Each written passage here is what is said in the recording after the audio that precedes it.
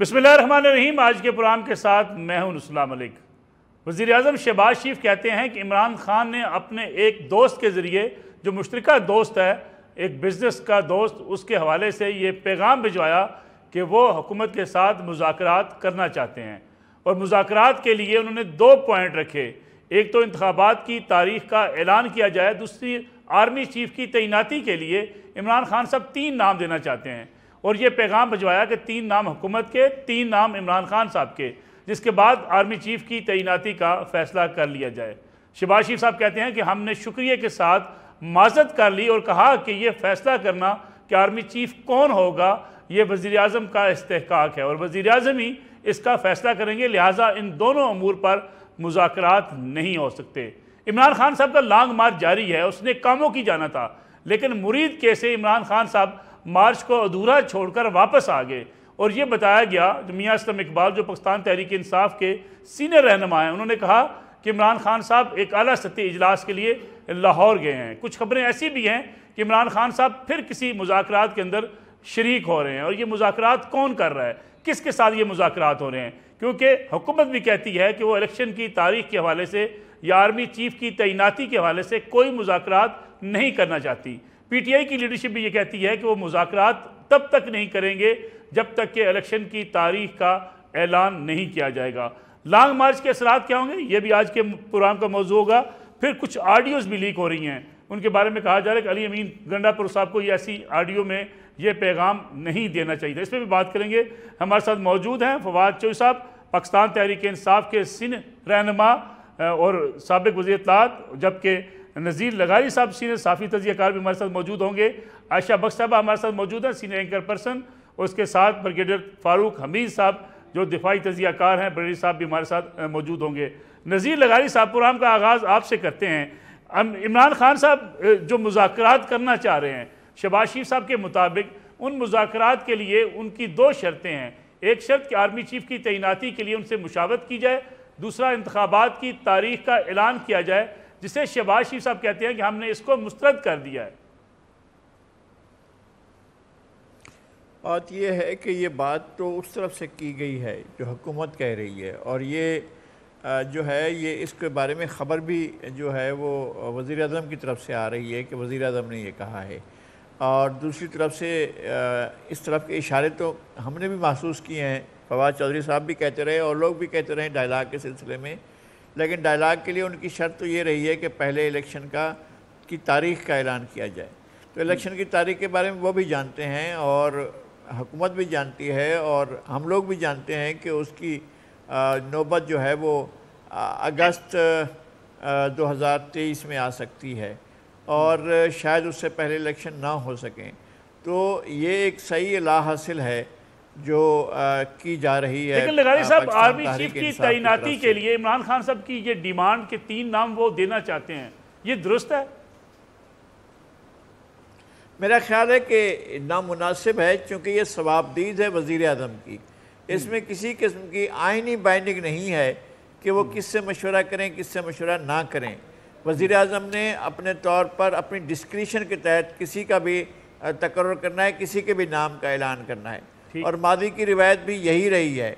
जो अब तक जितने भी आर्मी चीफ तब्दील होते रहे हैं, अयूब खान ने खुद ही रिटायरमेंट ले ली, उन्होंने जो है वो मूसा खान को बना दिया, मूसा खान ने याया खान का नाम दिया, याया खान आ गए, याया खान जो है वो भुट्टो साहब ने उनको डिसमिस किया और 10 और जनरलों के साथ।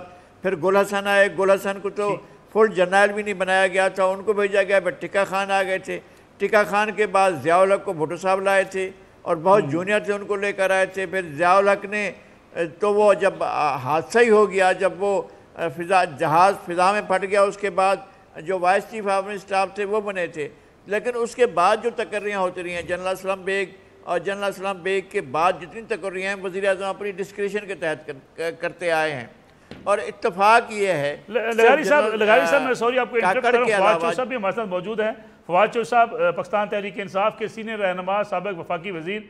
फवाद चौधरी साहब, कुछ खबरें इस किस्म की आ रही हैं कि इमरान खान साहब लाहौर में किसी खुफिया मकाम पर किसी अहम शख्सियत से मुलाकात करने आए हैं, इसलिए वहाँ से लॉन्ग मार्च से वो वापस लाहौर पहुँचे हैं। देखिए, पहली बात तो यह है कि खान साहब 3 दिन से ही लाहौर में हैं, जैसा कि आपको मालूम है। और जो हमने शुरू किया था कल भी, ये जो मार्च शुरू किया था हकीकी आज़ादी का, वो लाहौर से शुरू किया था। और हमारा SOP ये है कि हम अंधेरे में नहीं करना चाह रहे थे। कल लाहौर में भी देर हो गई और ख्याल ये था कि मगरब का ख़त्म करेंगे, लेकिन हम रात गए। हमने शादरा में ख़त्म करना था, लेकिन आधी रात हो गई और वो दाता जी अजमेरी के दरबार के सामने फिर हमें ख़त्म करना पड़ा। और आज भी जब ये रात हो गई तो वो फिर वापस जो है वो अपने घर आ गए। और कल इंशाल्लाह सुबह दोबारा शुरू करेंगे हम ये सादोकी से। इमरान खान साहब की कोई मुलाकात आज नहीं हो रही है किसी अहम शख्सियत के साथ? इमरान खान तो मुलाकात करें के भी नहीं, ना ही उनका जो है वो कोई पहले भी मुलाकात जो है वो इमरान खान नहीं। देखिए हमारा बड़ा सिंपल, कोई मुलाकात हो या ना हो, हमारा वन लाइनर एजेंडा है कि हुकूमत इलेक्शन कराए। और प्रेसिडेंट आरिफ अलवी ने जो पहले अपने ज्वाइंट सेशन में जो फार्मूला दिया था, प्रेसिडेंट साहब के पास हमारा पूरा मैंडेट है, वो अगर को बातचीत करनी होगी प्रेसिडेंट साहब करेंगे, तो इमरान खान नहीं करेंगे। इमरान खान जो है वो तो अपने लॉन्ग मार्च को जारी रखेंगे। अगर हुकूमत अगली इलेक्शंस के हमारा बात जो है उसमें उसको मानती है तो अलवी साहब के जरिए, प्रेसिडेंट के ऑफिस के जरिए वो बात कर ले, उनके पास हमारा पूरा मैंडेट। फवाद चौधरी साहब, जो शहबाज शरीफ साहब ने कहा वज़ीर-ए-आज़म पाकिस्तान ने कि इमरान खान साहब ने जो है वो मुलाकात के लिए और हुकूमत को ये तजवीज़ दी कि इलेक्शन की तारीख और आर्मी चीफ की तैनाती के लिए 3 नाम हम देना चाहते हैं, जिसे हमने मुस्तरद कर दिया। इमरान खान साहब की ये तजवीज़ के 3 नाम इमरान खान साहब दें आर्मी चीफ की तैनाती के लिए, ये आईनी है? देखिए ये भी इशू ये है कि जो आईनी, तो ये हुकूमत ही आईनी नहीं है, तो वो फिर ऑक्शन में ली गई हुकूमत जो है, हम तो कह रहे हैं कि वो आर्मी चीफ की तैनाती ना करे। जो ये तजवीज़ थी, ये भी असल में अगर आप प्रेसिडेंट साहब का ज्वाइंट सेशन से खिताब देखें तो उसमें उन्होंने, प्रेसिडेंट साहब ने ये कहा था कि आप आर्मी चीफ की तकरीरी के लिए जो कंसल्टेशन है उसको बढ़ाएं। तो ये भी प्रेसिडेंट पहली बात कर चुके हैं। देखिए चौधरी साहब, एक हुकूमत जो अदम एतमाद के जरिए कामयाब करके आई हो, वो आईनी हुकूमत नहीं है, जिसको आप आईनी हुकूमत कैसे नहीं कह सकते? इसलिए नहीं कह सकते कि ये हुकूमत जो है ये ऑक्शन के जरिए आई, अदम एतमाद के जरिए नहीं आई है। जो सिंध हाउस में जिस तरीके से ऑक्शंस हुई, जिस तरीके से ये पार्टीज की चेंजेस हुई, और 82 सीटों वाला आदमी वज़ीर आज़म बना हुआ है, 155 सीटों वाले जो पार्टी है वो कह रही है इलेक्शन करवाएं। हर जो तरीका होता है पार्लियामेंट्री डेमोक्रेसी में, वहाँ पे ये चीज़ें जो होती हैं वो रिटन वर्ड से ज़्यादा होती हैं। रिटन वर्ड्स एक चीज़ का आपको प्रिंसिपल ले डाउन करते हैं और उसका कॉन्टेक्स्ट में होता है। ये कॉन्टेक्स्ट जिसमें ये हुकूमत बनी है वही अनकॉन्स्टिट्यूशनल है, इसीलिए तो कोई इसको एक्सेप्ट ही नहीं कर रहा। आप देखें ना, ये हुकूमत की जो है पाकिस्तान के अंदर 2 इलेक्शन हुए हैं इसके बाद। एक पंजाब में इलेक्शन हुआ, फिर अभी इन्होंने अपनी मर्जी से 11 सीटों के ऊपर जो इलेक्शन करवाया। दोनों सीटों के ऊपर इमरान खान का बयानिया ये था कि ये जो असम्बलियां हैं ये नुमाइंदा नहीं है, और इसके बाद 3/4 मेजॉरिटी से लोगों ने ये इसको इंडोर्स किया। इसके बाद अवाम का फैसला मानना चाहिए और नए इलेक्शन की तरफ जाना चाहिए। ठीक है फवाद चौधरी साहब, बहुत शुक्रिया पुराना वक्त देने का। आशा बख्श साहबा, जो फवाद चौधरी साहब बात कर रहे हैं कि हुकूमत आईनी नहीं है, इसलिए आर्मी चीफ की तैनाती भी इस हुकूमत को नहीं करनी चाहिए। बहुत शुक्रिया मलिक साहब। जो फवाद साहब बात कर रहे हैं आईनी नहीं है, मामला यह है कि जब ऑपोजिशन में कोई जमातें आकर बैठती हैं तो उनके लिए आइन की तशरीह, पार्लिमानी जमहूरियत, पार्लिमान, इन सब की तारीफ मुख्तलिफ हो जाती है। और जब कोई हुकूमत में जमातें मौजूद होती हैं, हुकूमत कर रही होती हैं सियासी जमातें, उनके लिए आइन की तारीफ, उनके लिए पार्लिमान, उनके लिए पार्लिमानी जमहूरियत, इन सब की तारीफ मुख्तलिफ हो जाती है। एक हुकूमत वोट ऑफ नो कॉन्फिडेंस, जो कि एक आइनी मामला है, उसको इस्तेमाल करते हुए हुकूमत लेती है, बिल्कुल आइनी हुकूमत है। सुप्रीम कोर्ट तक ये मामला गया और उसको वैलिडेट किया गया, और उस वक्त जो इकदाम उस वक्त के स्पीकर की जानिब से लिए गए उनको उस वक्त हटाया गया और खत्म किया गया।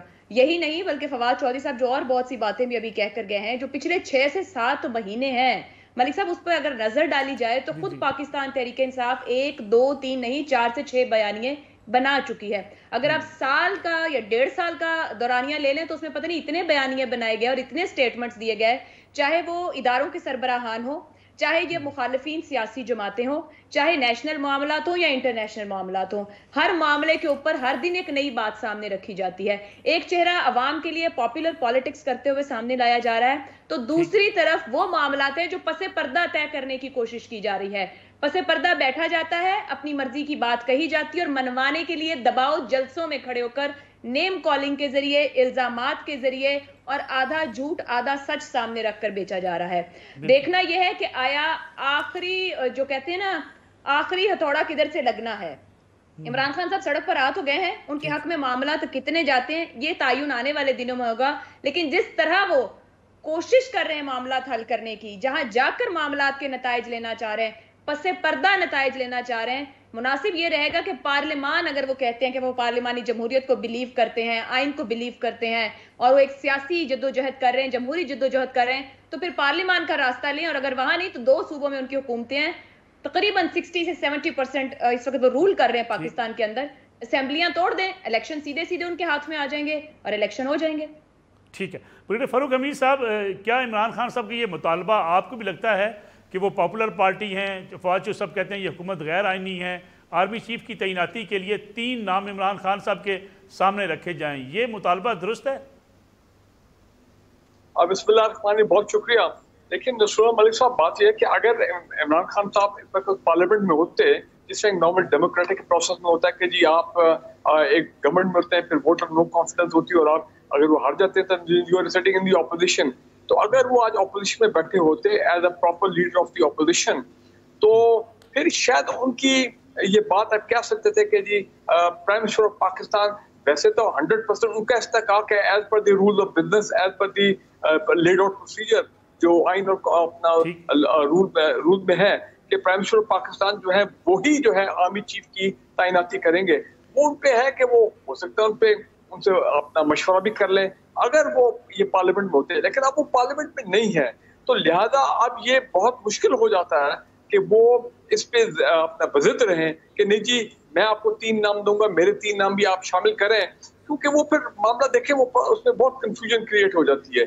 तो सिस्टम जो यही कहा है कि जब आपने एक्सटेंशन दी, आपने तो किसी से मुशावरत नहीं की, खुद फैसला किया, क्योंकि ये वजीर आजम का इस्तेकाक था, लेकिन कोई और फैसला करे, इमरान खान साहब उसको डिक्टेट कराना चाहते हैं।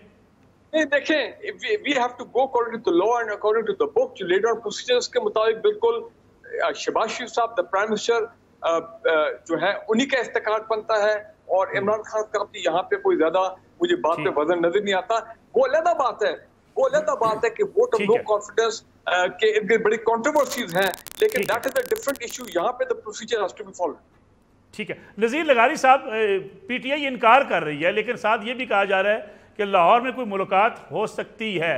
पीटीआई कहती है कि जी सदर मुमलिकत इन मुलाकात को ये फैसला करेंगे, वहाँ बातचीत होगी, लेकिन पहले भी मुलाकातों की तरदीद की गई, फिर मान लिया गया मुलाकातें हुई हैं। क्या अब भी आपको लगता है कि इस लॉन्ग मार्च के दौरान इमरान खान साहब कुछ ऐसी अहम मुलाकात में शिरकत कर सकते हैं? देखिए, मुलाकात तो पहले करते रहे हैं ना, जिसको उन्होंने ओन किया कि जी हमारे मुज़ाकरात हो रहे हैं, और मुज़ाकरात के बारे में अपने शक्कों को शुबहात भी उन्होंने ज़ाहिर कर दिए थे कि उनको कामयाबी के आसार नहीं लग रहे हैं, और वो खुद ही मुज़ाकरात के लिए गए, खुद ही मुज़ाकरात के लिए रिक्वेस्ट की, खुद ही मुज़ाकरात में जाकर बैठे और फिर खुद ही उसके बारे में कहा कि जी कामयाब होते नहीं लग रहे। इसलिए कि आप एक ऐसी जगह पर खड़े हैं, एक ऐसी पोजीशन ले चुके हैं जिस पोजीशन से रिट्रीट करना आपका जो है वो तो आपको फना कर देगा कि भी आप एक जगह पर खड़े हुए थे, वहाँ से आप पीछे कैसे हटे। इनको अगर पीछे हटना पड़ा तो जाहिर है वो दूसरे क्यों पीछे हट जाएंगे। अगर आप पीछे नहीं हट रहे हैं तो दूसरों को क्या पड़ी है कि पीछे हटें, और आप निगोशिएट आकर मीडिया के सामने, लोगों के सामने, मासेस के सामने या एलानिया आप निगोशिएट भी नहीं कर रहे हैं, आप मुज़ाकरात भी नहीं कर रहे हैं और नताइज भी हासिल करना चाहते हैं, और नताइज भी ऐसे कि गिव एंड टेक के नहीं, मेरी डिक्टेशन के तौर पर जो मैं कह रहा हूँ वैसे का वैसा मानकर उसके बाद उस पर अमल करके फिर मानो, फिर मैं बैठ रहा हूँ मुज़ाकरात में, जो मैं कह रहा हूँ वो मान लो, फिर ये बुनियादी शर्त है, और उसके बाद मुज़ाकरात करो। किस बात के मुज़ाकरात, किस चीज़ के मुज़ाकरात, आप क्या चाहते हैं? कि नहीं, जो आदमी है दूसरा उसका मौक़िफ़ ही नहीं है, सिर्फ आपका मौक़िफ़ है, उसको पहले मान लिया जाए, फिर आप डायलाग, किस बात का डायलाग होगा, उसके बाद क्या डायलाग होगा? अगर हुकूमत ये शर्त मान लेती है, हुकूमत ये स्टैंड कर रही है कि इंतखाबात वक्त पर होंगे और आपको वक्त का इंतज़ार करना है। आपने पिछले 6-7 महीने इंतज़ार कर लिया, मज़ीद 6, 7, 8, 10 महीने और इंतज़ार आपको करना है। वो आप इस तरह करें या इसी तरह मुतालबात करते करते करते करते आप जाएं इलेक्शन तक, तो वो सूरत हाल तो उस वक्त देखी जाएगी जब इलेक्शन का वक्त आएगा। लेकिन ऐसा नहीं हो सकता है कि डिक्टेशन दें और कहें फरमान जारी कर रहा हूँ जी, आप मुज़ाकरात करें मेरी शर्त पर, और माने भी वही बात जो मैं कह रहा हूँ। ठीक है नज़ीर लगारी साहब, एक कमर्शियल ब्रेक प्रोग्राम में शामिल करते हैं, आते हैं वापस। प्रोग्राम में एक बार फिर खुश आमदेद। अली मीन गंडापुर पाकिस्तान तहरीक इंसाफ के सीनियर रहनुमा हैं, लेकिन उनकी एक मुबैना ऑडियो टेप सामने आई है जिसमें वो अपने किसी PTI के कारकुन से बातचीत करते हुए ये कह रहे हैं कि लोग कहाँ कहाँ पहुँचे, इस्लामाबाद के गिरदोनवा में लोग जो उनके पहुँचे हैं, क्या उनके पास असला मौजूद है, कितनी बड़ी तादाद में हैं और लाइसेंस उनके पास हैं। ये वही खदशा है जिसका हुकूमत बार बार इजहार कर रही है कि इस लॉन्ग मार्च के दौरान पुरतशद्दुद किस्म के वाक़यात हो सकते हैं और ये खूनी लॉन्ग मार्च हो सकता है। ज़रा ऑडियो आपके सामने रखता हूँ ब्रिगेडियर फ़ारूक हमीद साहब, फिर उस पर आपका तबसरा चाहूँगा कि PK में हुकूमत हो, सूबाई वज़रा हों, वज़ीर आला हों, पूरा प्रोटोकॉल हो, सरकारी मशीनरी साथ हो, सरकारी गार्ड साथ हों, तो फिर इस्लामाबाद असला पहुँचाने की ज़रूरत क्या थी। ज़रा पहले ऑडियो सुनिएगा। क्या पोजीशन है सर? पोजीशन तो A1 है, आप सुनाएं। बदू कितनी है? बहुत हैं। लाइसेंस भी बहुत है, बंदे भी जितने चाहिए होंगे सर। अच्छा, हम यहाँ पे कैंप लगा रहे हैं, यहाँ पे साथ करीब तरीके कॉलोनी है, तो जहाँ पे कारबान में घुस जाए, ये तो प्रभाव जाए। उधर का साथ कौन सी करीब तरीके कौन सी है वो आखिर में कौन सी कॉलोनी साथ लग रही है? हमारे यहाँ बॉर्डर पे इस्लामाबाद PTI के बॉर्डर, टुलपादे के बाद लेफ्ट साइड पे टॉप सिटी है, कैपिटल है, कौन सी है? टॉप भी है, कैपिटल भी है, बहुत सारी है। बताएं। टॉप तो एयरपोर्ट पे है ना? टॉप तो एयरपोर्ट वाली साइड पे ना। मैंने पूरा नक्शा भेजा था आपको, मैं मुझे मिला हुआ है, वो मिला हुआ है नक्शा। मैं बंदे और सामान रेडी रखे आप। ठीक है सर, कोई इशू नहीं है, बस रास्ते में है इंशाल्लाह। ब्रिगेडियर फ़ारूक हमीद साहब, ज़रूरत क्या है असला लाने की? लाइसेंस याफ्ता हो या लाइसेंस के बगैर हो, KPK की हुकूमत है, ये सारे सूबाई वज़रा हैं वहाँ पे, वहाँ से मुकम्मल प्रोटोकॉल मिलता है, वज़ीर आला ख़ुद जलसों में शिरकत करते हैं। जब आपके पास सिक्योरिटी गार्ड हुकूमत की तरफ से दिए गए मौजूद हैं, मुकम्मल सिक्योरिटी इमरान खान साहब की मौजूद है, उसके बावजूद असला लाने की जरूरत क्या है इस्लामाबाद में? मलिक साहब देखिए, मैंने उनकी अपना रिपोर्टल अभी सुना है थोड़ी देर पहले मीडिया पे, जिसमें उन्होंने ये क्लैरिफाई किया है कि मैं तो अब ये भी बड़ी अजीब सी बात लगती है। उन्होंने कहा कि मैं तो ये खुद शिकारी हूँ, तो वाइल्ड बोर्स की जो शूटिंग होती है ये तो मैं उसके लिए असला की बात कर रहा था। लेकिन दूसरी तरफ ब्रिगेडियर साहब कह रहे थे कि लाइसेंसी असला लाना सिक्योरिटी के लिए ज़रूरी होता है, यानी दोनों में तजाद है ना जी। एक तरफ खुद उनके रहनुमा कह रहे हैं कि हम अपनी सिक्योरिटी के लिए लेके आए असला। नहीं देखिए, पहले बुनियादी जो जिम्मेदारी सिक्योरिटी की वो तो गवर्नमेंट की है, जो पूरे लॉन्ग मार्च के लिए, और जाहिर बात है सूबे के जो सिक्योरिटी एजेंसी उनका काम है। और कई जो है अपना मिनिस्टर वो अपने प्राइवेट सिक्योरिटी गार्ड भी वो भी रखते हैं जो आर्म्ड होते हैं, उनके पास बाकायदा लाइसेंस और असला होता है। लेकिन यहाँ पे ये एक वर्जन और दे रहे हैं। अब मैं यहाँ पे एक बात, मैं ये नहीं कहना चाहता हूँ कि ये ऑडियो जो है कोई मैनिपुलेटेड है, फेक है, डॉक्टर्ड है, लेकिन मलिक साहब जी मैं आपको बता दूं कि पाकिस्तानी अवाम का ये जो ऑडियो और वीडियो से जो इतना भरमार हुआ है, हमारा सोशल मीडिया इतना उसमें यलगार हुई है, कुछ तो ठीक थी जेन्युइन, लेकिन बाय एंड लार्ज ये ऑडियो इसको तो वो मान रहे हैं, PTI मान रही है कि जी हम असला जो है हमने सिक्योरिटी के लिए वहां पे लाइसेंस याफ्ता असला लेकर गए हैं। नहीं, वो आपकी बात सही है, आपकी बात सही है। तो इसमें दो कार्रवाई बनती है। चले इंटीरियर मिनिस्टर साहब ने अगर ये चीज आउट की है तो फिर जो सरकारी कार्रवाई बनती है वो करें, वहां के चीफ सेक्रेटरी को कहें, IG को कहें, जो कार्रवाई करती है एज पर द लॉ करें। लेकिन मैं एक और बात बता दूं, इमरान खान सारे और बाकी लोग भी कई समझते हैं कि मैं जनरल एक बात कर रहा हूँ कि लॉन्ग मार्च में हमेशा पाकिस्तान के दुश्मन एडवांटेज लेने की कोशिश करते हैं। अगर वो करना चाहें कि अपना हालात खराब करें, कोई दहशतगर्दी कोई इस किस्म का वाकयात हो जिससे फिर केओस हो, हालात मैं ब्रिगेडियर साहब अलीमीन गंडापुर साहब भी हमारे साथ लाइन पर मौजूद है, उन्हीं से पूछ लेते हैं।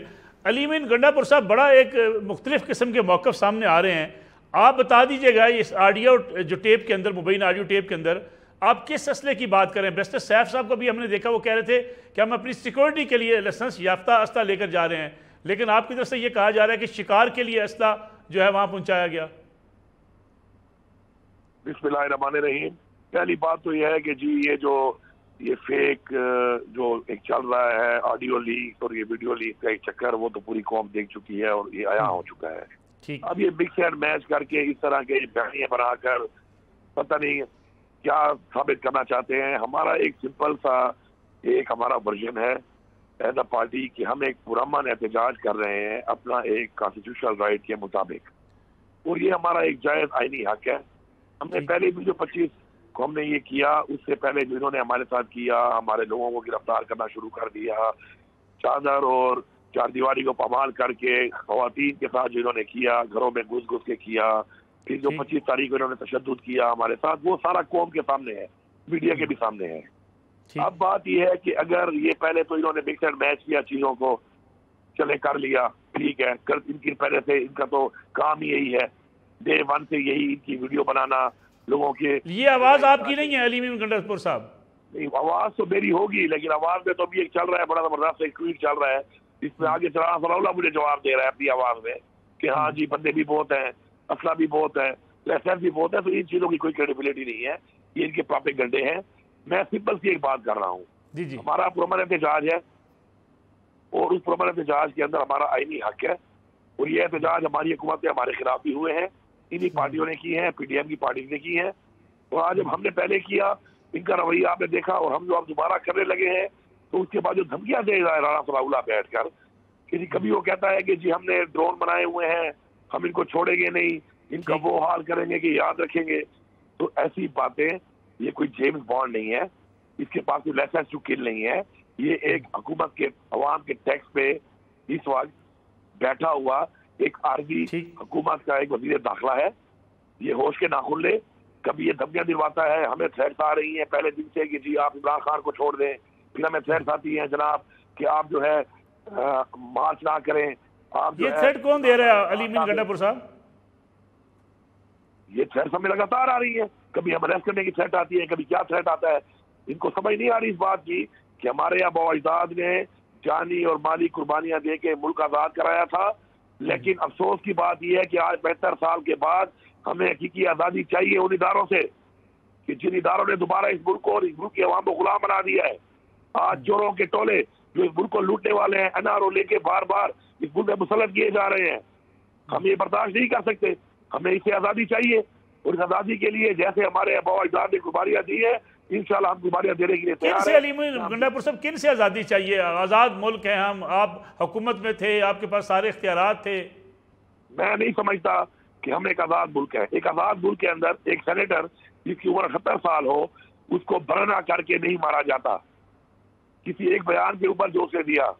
ये आजाद मुल्क नहीं रहा, ये मुल्क रंगमार बना हुआ है, इस मुल्क के बादशाह का निज़ाम नाफिज किया जाना चाहते हैं लोग, और हम ये बर्दाश्त नहीं कर सकते। अगर आज हमारे बुजुर्ग, हमारे वालिदैन, हमारे बच्चे, हमारी माएँ बहनें बेटियां महफूज ना हो और इस तरह किसी को उठा के अब इस तरह कर ले उनके साथ, तो इससे हमें आज़ादी चाहिए और हम ये आज़ादी लेके दम लेंगे। बहुत शुक्रिया। अली मीम गंडापुर साहब हमारे साथ मौजूद थे। आशा बख्श साहबा, अली मीम गंडापुर साहब तो कह रहे हैं कि हमें दबाव डाला जा रहा है, हमें कहा जा रहा है इमरान खान साहब को छोड़ दें। वो कहते हैं आवाज़ मेरी हो सकती है इस ऑडियो टेप के अंदर, लेकिन आगे जो बात की जा रही है असले की, वो शायद किसी और की आवाज़ है। मलिक साहब, मुबैना ऑडियो का ही लफ्ज़ फिलहाल इस्तेमाल करूंगी मैं। वजीर दाखिला सामने लेकर आए हैं बिल्कुल, मगर चाहिए ये कि अगर कोई अंदेशे हैं तो बजाय ये ऑडियो सामने लाने के हतमी तौर पर कार्रवाई करके सबूतों के साथ चीजों को सामने लाया जाए। ये ब्लेम गेम, इल्जामात, ऑडियोज, वीडियोज ये खत्म कर देना चाहिए। काफी हो गया है, किसी की भी क्रेडिबिलिटी नहीं बचेगी इसमें, ना पार्लियामेंटेरियंस की बचेगी, ना किसी हुकूमत की, ना सियासी जमात की और ना इदारों की। अगर वाकई कुछ है, आप हुकूमत हैं, आपके पास इदारे और इख्तियार है, आप ट्रेस करें और आप वो तमाम अंदेशों को जायल करें। ये आपकी जिम्मेदारी और फर्ज है जिस वजह से आप बैठे हैं, पहली बात।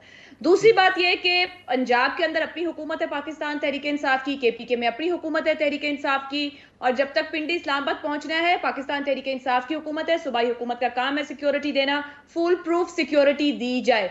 4-5 घंटे का तो लॉन्ग मार्च हो रहा है, शाम 3-3:30 बजे शुरू होता है, 8-9 बजे तक खत्म हो रहा है, तो इतने घंटे की सिक्योरिटी फुल प्रूफ बड़े आराम से दी जा सकती है और शिकायत होनी नहीं चाहिए, क्योंकि अपनी हुकूमत है, अपने इलाकों के अंदर चल रहा है, कल से अब तक लॉन्ग मार्च। ये चीजें होनी नहीं चाहिए जो कि बना के गैर जरूरी तौर पर इश्यूज को क्रिएट कर हालात उस तरफ ले जाए जा रहे हैं जहां पर किसी गलत इंसान या शख्स का इरादा ना भी हो। वो रास्ते खुद ये दिखा रहे हैं कि हाँ जी मुमकिन तौर पर इस तरह का काम हो सकता है या किया जा सकता है। मगर दिलचस्प बात जिसके ऊपर मैं कमेंट करूंगी, जो हकीकी आजादी की बात कर रहे थे, लेना जरूरी है। बड़ी अच्छी बात है अगर 75 साल बाद जाकर इन सियासी जमातों को एहसास हो रहा है। पाकिस्तान तहरीक इंसाफ बड़ा मैंडेट रखती है कि हकीकी आज़ादी की इस वक्त ज़रूरत है। थोड़ा इसके ऊपर तवज्जो कर ली जाए कि वो हकीकी आज़ादी किससे लेनी है, जिनसे दरवाजों के पीछे मुलाकातें की जा रही हैं, रात गए बातें की जा रही हैं, अपनी तरफ से गिव एंड टेक किया जा रहा है। वो हकीकी आज़ादी जो कि मार्च में पैगाम भिजवाया गया प्रॉपर्टी टाइकून के जरिए जरदारी साहब को, वो हकीकी आज़ादी जो शहबाज शरीफ को पैगाम भिजवाया गया कि आए हम पसे पर्दा मामला तय कर लें, फैसला कर लें एक बार कि खड़े कहां पर होना है, चाहते क्या है, लेना कैसे है, रास्ता क्या होगा। सब रास्ते एकदम आजमाए नहीं जाएंगे क्योंकि बहुत कुछ आजमाया गया, नताइज हमारे सामने है। ठीक है नज़ीर लगारी साहब, लेकिन किससे आज़ादी चाहिए? ये तमाम जो पसे पर्दा मुलाकातें हैं रातों को, ये सब तमाम पॉलिटिकल पार्टीज के लीडर कर रहे हैं और कब से हम सुन रहे हैं ये बातें। ठीक, मैं वापस आता हूं बरगीर साहब, नज़ीर लगारी साहब, आज़ादी किससे चाहिए? देखिए जी, आज़ादी तो ये खुद बताएंगे कि किससे चाहिए आज़ादी, वो किससे मांग रहे हैं। मेरे ख्याल है कि वो आर्म फोर्सेस से आज़ादी मांग रहे हैं, वो सियासी मुखालफिन से आज़ादी मांग रहे हैं, वो अपोजिशन से आज़ादी मांग रहे हैं, जिनको ताहयात एक्सटेंशन देने की बात कर रहे थे उनसे आज़ादी चाह रहे हैं।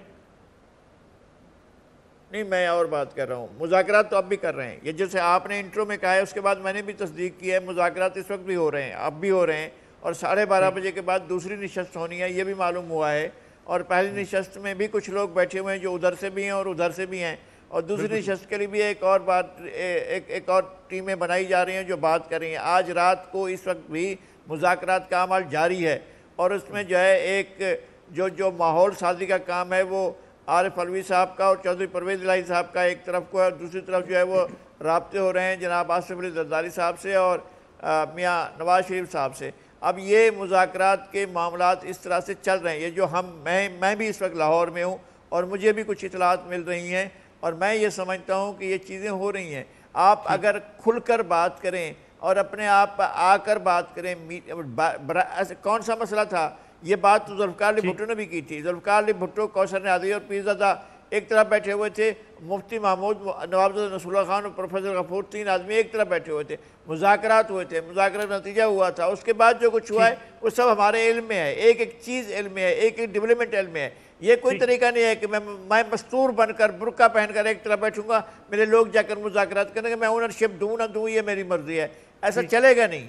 इस तरह के मुज़ाकरात का कोई नतीजा नहीं निकल सकेगा, इसलिए कि आखिर में तो फाइनल उन्होंने फैसला करना है। ये एक ऐसी प्रैक्टिस हो रही है। ठीक है, तो और जहाँ तक ये बात है कि किससे आज़ादी चाहते हैं, ठीक है, मैं आखिर में आके आपसे यही पूछेंगे कि नताइज क्या होंगे इन मुज़ाकरात के? क्या इमरान खान साहब को भी कुछ फेस सेविंग मिलेगी, लॉन्ग मार्च रास्ते भी ख़त्म होगा या इस्लामाबाद पहुँचेगा? एक ब्रेक के बाद प्रोग्राम एक बार फिर खुश आमदीद। ब्रिगेडियर फारूक अमीर साहब, टाइम बड़ा मुख्तसर बचा हमारे पास, शॉर्टली बताइएगा कि मुज़ाकरात का एक दौर तो सुना है नाकाम हो गया, दूसरा 12:30 बजे जो शुरू होगा, कोई नतीजा खेज हो सकते हैं? देखें जी, वेरी क्विकली 2 दिन पहले जो प्रेस कॉन्फ्रेंस हुई थी उसमें DGISI ने एक सवाल के जवाब में क्लियरली कहा था कि प्रेसिडेंट आरिफ अलवी का जो 6-7 हफ्ते पहले मीडिएशन का इनिशिएटिव था वो उसने डिलीवर नहीं किया। लेकिन और आज हम ये सुन रहे हैं कि इमरान खान बिल्कुल ठीक है कि ये अगर मुज़ाकरात एक कमेटी भी बनाई है गवर्नमेंट ने, वो अलग बात है कि इंफॉर्मेशन इंटीरियर मिनिस्टर जो अभी भी इतनी बड़ी नेगेटिव और जारहाना स्टेटमेंट दे रहे हैं, आज बजाइए कि कोई कॉन्फिडेंस बिल्डिंग हो, एनवायरनमेंट को जो है वो कंड्यूसिव किया जाए टुवर्ड बातचीत। लेकिन आज इमरान खान साहब ने कह दिया कि प्रेसिडेंट आरिफ अलवी को हम ऑथराइज कर रहे हैं कि वो बातचीत जो है वो हमारे बिहाफ पे वो करें। तो मुझे ये लग रहा है, तो वो पहली बात ये कि ये काम लॉन्ग मार्च के बाद शुरू हुआ है, और ये इसमें तो कोई शक नहीं, जो मीडिया जितना हमें दिखा रहा सोशल मीडिया के लॉन्ग मार्च में तादाद लोगों की बढ़ती जा रही है। मैं ये समझता हूँ कि और भी ये भी हो सकता है कि जो नवाज शरीफ साहब के साथ हुआ था कि गुजरावाला में जब वो जुडिशरी लॉन्ग मार्च में निकले थे 2009 में, तो गुजरावाला में उनको जब फोन कॉल आ गई तो लॉन्ग मार्च कॉल ऑफ हो गया। अल्लाह करे यहाँ पे भी ऐसी सूरत हाल हो और टाइम बहुत मुख्तसर रह गया। आयशा बख्श साहबा, आपको लगता है ये मुज़ाकरात कामयाब हो सकते हैं दूसरा राउंड? हालात तो नहीं लग रहे मलिक साहब के ये मुज़ाकरात कामयाबी की तरफ जाएंगे। इमरान खान जी पब्लिक बात कर गुज़िश्ता रोज की प्रेस कॉन्फ्रेंस देखी है, वो बड़ा खुलकर बता रही थी कि किस तरीके से मामलात को हल करने की कोशिश की जा रही है। और अगर इमरान खान साहब ने यही रवैया रखा, जो कि कल बता भी दिया गया कि आप रात को मिलते हैं तो कुछ और कहते हैं और दिन में आप कुछ और तरह से नेम कॉलिंग करते हैं, आधा सच आधा झूठ मिलाकर बात की जाती है, अगर इसी अंदाज से नताइज लेने की कोशिश की तो फिर मुश्किल है। अगर इमरान खान साहब को जो मशवरा बार बार दिया गया है कि आप पॉलिटिकल फोर्सेस के साथ बैठकर बात करें, वहां पर मामलात को तय करें, अगर वो वाला रास्ता लेते हैं तो नताइज निकल सकते हैं। उसके लिए इमरान खान जो कहते रहे वो चोरों डाकुओं से बात नहीं करेंगे, जिन्हें वो बार बार चोर डाकू कहते हैं। इसको एक और अंदाज से भी कहा जा सकता है कि हमारे यहाँ मशहूर है कि अगर मनपसंद फैसला चाहिए हो तो ना करो, मैं अगला लफ्ज नहीं बोलती। तो इमरान खान शायद भी पार्लियामान की बजाय वो रास्ता लेना चाह रहे हैं जहां वो जानते हैं कि ताकत का रास्ता है, उनको वहां से कुछ मिलेगा। नज़ीर लगारी साहब, आपका पॉइंट ऑफ व्यू क्या, मुज़ाकरात कामयाब हो सकते हैं? लेकिन लगता यह है कि लॉन्ग मार्च भी चलेगा, डायलॉग भी साथ साथ चलेगा और वो अपनी स्ट्रेंथ के ऊपर जाके फिर मैं याद कर रहा हूँ कि मुज़ाकरात के ज़मीन में जिस बात पर नाकाम हुए हैं वो इतनी सख्त बात है, मतलब इस मुतालबे के साथ तो मुज़ाकरात का कोई सवाल ही पैदा नहीं होता। और वो जिन बड़ी शख्सियात की को सीन से हटाने की बात कर रहे हैं और जिनके बारे में वो कह रहे हैं कि जनाब इनको हटाया जाए, तो ये तो पॉसिबल नहीं है ना, मुमकिन नहीं है। और वो यहाँ से मुतालबा शुरू करेंगे, पहले ये एक इलेक्शन की डेट दो, दूसरी बात ये है कि जनाब याली जो मैं कह रहा हूँ उस बात को माना जाए, और तीसरी बात ये है कि फ़लाँ को नहीं हो, उसके बाद फिर बात करेंगे। क्या बात है? मुज़ाकरात की ख्वाहिश आपकी है या किसी और की है? मुज़ाकरात जो भी कराना चाहते हैं वो तो देखें तो सही कि उसके अंदर कोई लचक पैदा हुई है कि नहीं हुई है। ठीक है, उनके अंदर कोई लचक नहीं है और मेरे ख्याल में वो बंद गली में दाखिल हो चुके हैं और ये लॉन्ग मार्च जो है इनके लिए बंद गली साबित होगा। नज़ीर लगारी साहब, बहुत बहुत आपका शुक्रिया पुराना वक्त देने का। नाज़रीन, ये आज का प्रोग्राम था। मुज़ाकरात नतीजा खेज़ होते हैं ये नहीं, क्योंकि इत्तलात यही है कि मुज़ाकरात बड़ी अहम शख्सियत के साथ हो रहे हैं, लेकिन कुछ मामलात ऐसे हैं जो शायद अभी तय करना मुश्किल नज़र आता है। इजाज़त दीजिए, अल्लाह हाफ़िज़।